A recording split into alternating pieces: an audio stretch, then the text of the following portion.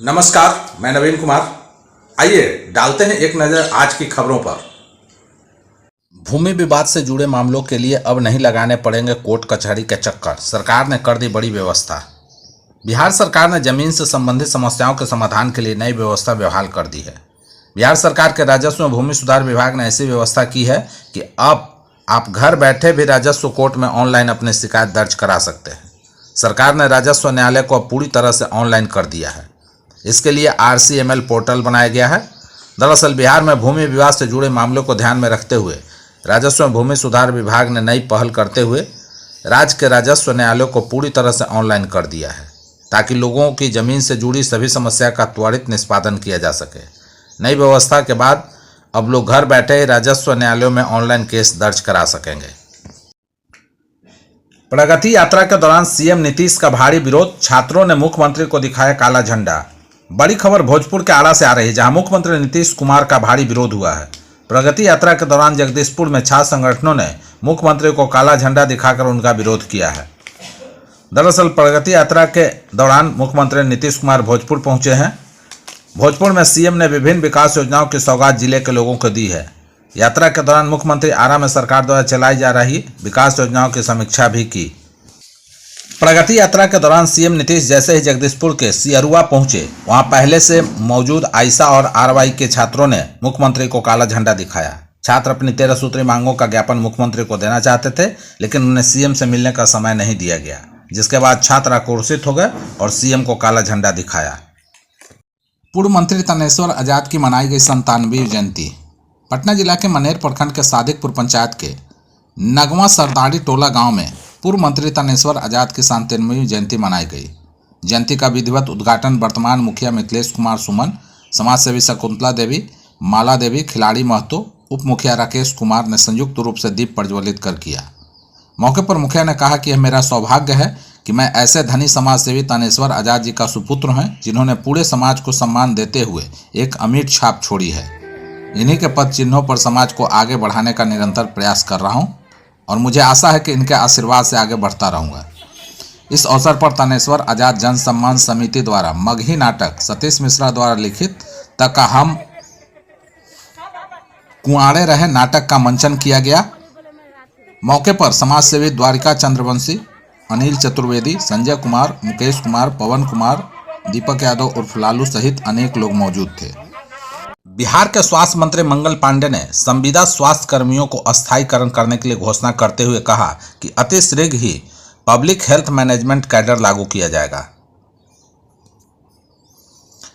उन्होंने कहा कि इन्हीं राष्ट्रीय स्वास्थ्य मिशन के कर्मचारियों की बदौलत बिहार स्वास्थ्य के विभिन्न सूचकांकों में पूरे भारत में अग्रणी रहा है।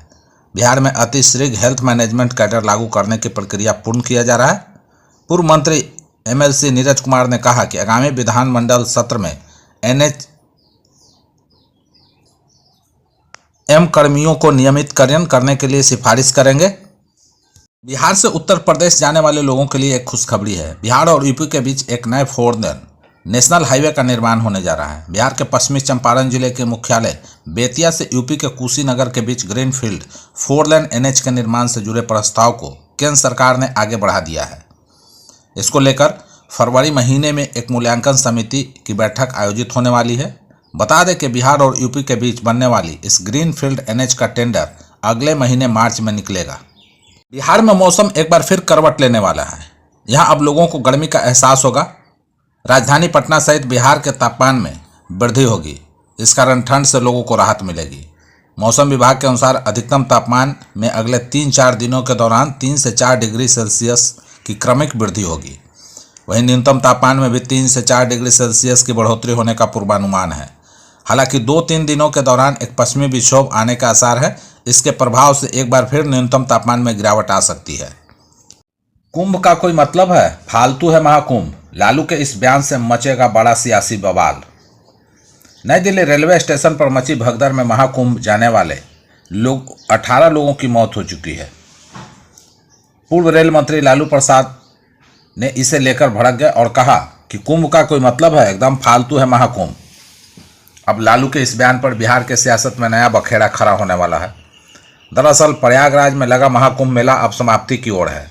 महाकुंभ के खत्म होने के अब कुछ ही दिन शेष बचे हैं। ऐसे में लोगों की भीड़ कम होने के बजाय बढ़ती जा रही है। पूरे देश में बड़े से लेकर छोटे छोटे स्टेशनों पर भी प्रयागराज जाने वाले श्रद्धालुओं की भारी भीड़ उमड़ रही है। किसी तरह लोग ट्रेन पर सवार होकर प्रयागराज पहुंचना चाहते हैं। पूर्व रेल मंत्री और आरजेडी अध्यक्ष लालू प्रसाद ने तो महाकुंभ पर ही सवाल उठा दिया।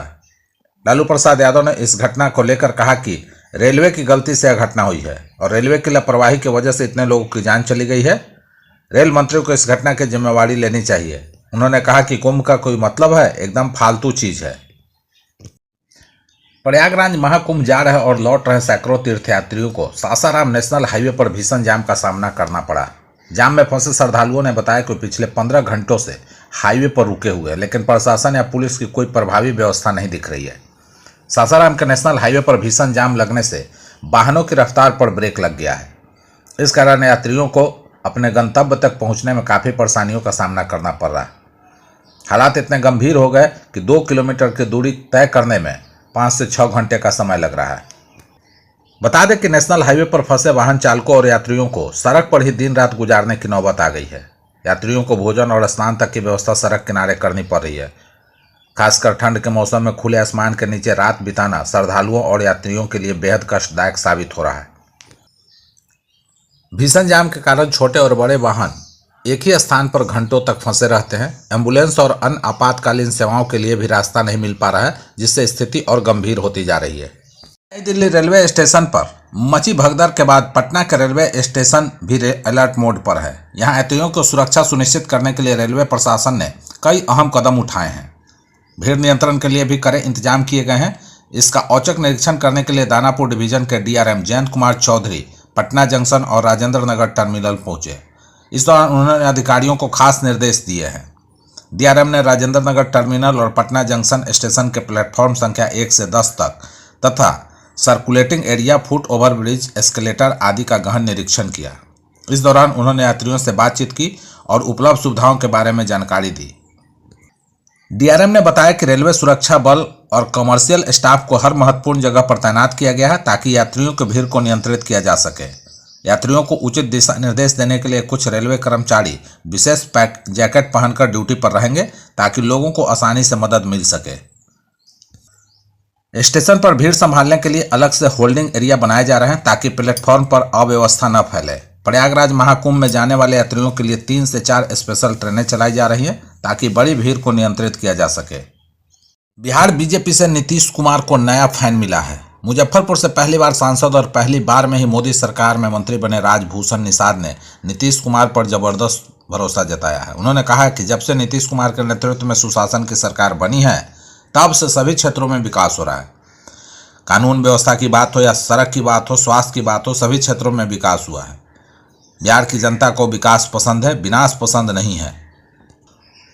केंद्रीय मंत्री राजभूषण निषाद ने कहा कि राजद के राष्ट्रीय अध्यक्ष लालू यादव के हम लोग के रहते बिहार में भाजपा को सत्ता में नहीं आने देने के बयान पर पलटवार करते हुए कहा कि लालू यादव का यह बयान उनके अहंकार को दर्शाता है जिसके लिए वे जाने जाते हैं। उन्होंने कहा कि वह दमनकारी विचारों के पोषक हैं जिसे बिहार की जनता बर्दाश्त नहीं करेगी और आने वाले दिनों में एक बार फिर सीएम नीतीश कुमार के नेतृत्व में एनडीए की सरकार बनेगी और प्रदेश में सुशासन कायम होगा।